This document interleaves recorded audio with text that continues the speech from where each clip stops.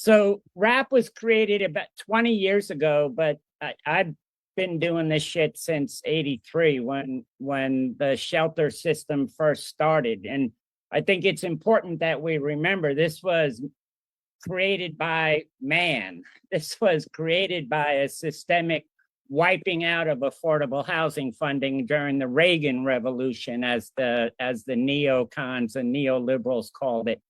And then in the 90s, we saw welfare reform, and then we saw Hope 6, and now we're seeing the big fascist bill.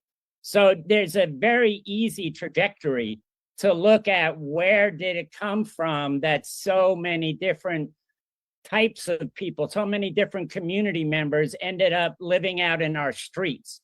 It was very much created by federal policy decisions and then local and state reactions to those policy decisions. And the fact that they've been successfully able to point at fingers at us, those of us that come up from the streets and say, you're the reason that there's homelessness in America, has allowed the militarized response to homelessness, which is now also a militarized response, not now also, has been for a while, to trans rights, to people of color, to poor people, to immigrant community members. This country has a long history of otherizing people and then attacking them and using loitering laws and sitting on the sidewalk and blocking the side. Being in public space is a crime being committed by people that local governments and state governments don't want to see in their communities, as if they own that community. And as we've seen the advent of business improvement districts and private security operation systems, that oppression has just gotten stronger. And we need to be really grounded in the belief that our resilience is our strength and our love for each other is our power. That's where we have power, is our love and our connection to each other.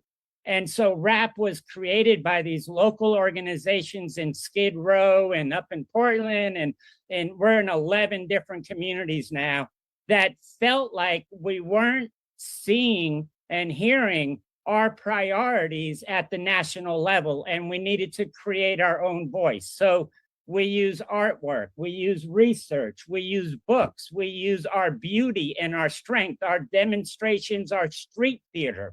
They're not just, oh, let's come together and complain about what's being done to us. Let's come together and show our beauty, show our strength, show our power, which comes from love. And that's where, the Freedom Church of the Poor, the freaking National Homeless Union, like, it's all grounded in this belief system that our resilience is our power. We will not disappear and cease to exist. We will fight the fuck back with every breath we have, with every piece of strength we can muster, because all we got is each other. We have nothing to lose but our chains. And they can come after us, they can attack us, they can beat us up, and we will get up again the next day and we will fight twice as hard. And it's not about winning at this point, it's about building. And it's about building the strength. We're up against multi-generation oppression. Chevron built that takeover in Venezuela. That was planned in advance and masterminded over generations. And we have to understand that our struggle isn't, all right, let's have a demo and we're going to win tomorrow. No, our actions are to build power and to build strength. And the best place to do that is from the heart. And for some, it's music. For some, it's artwork. For some, it's legal strategies. For some, it's research. But that makes us stronger.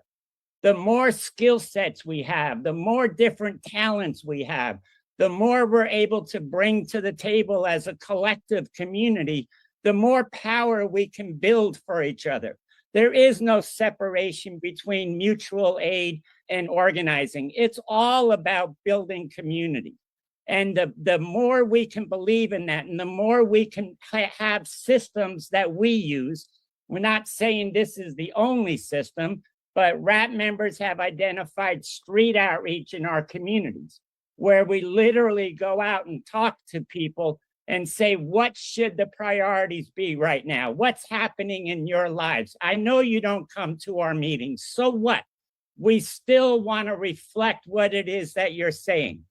We find those common threads in what people are telling us is happening in the community. Just because I've been homeless don't mean I can rep shit. I have my experience. I am not the homeless. There is no such thing as the homeless. There's human beings, some of whom are housed, some of whom are unhoused. But the beauty of it is we're all just freaking human beings. And the more we disassociate any differences we have and build power over the common threads we identify with each other, the stronger we're going to be. And I don't care like what shirt, my shirt is a RAP shirt. You know, Kristin's hat is a union hat. They're the same thing. They are from the same community. They reflect the same belief systems. The Cairo Center does their things very differently than RAP does our shit. As you can see, we love our artwork and shit. We couldn't sing to save our lives, but we have beauty in what we do. And we have pride in what we do. And we have pride in what our friends and allies do in other corners of the world.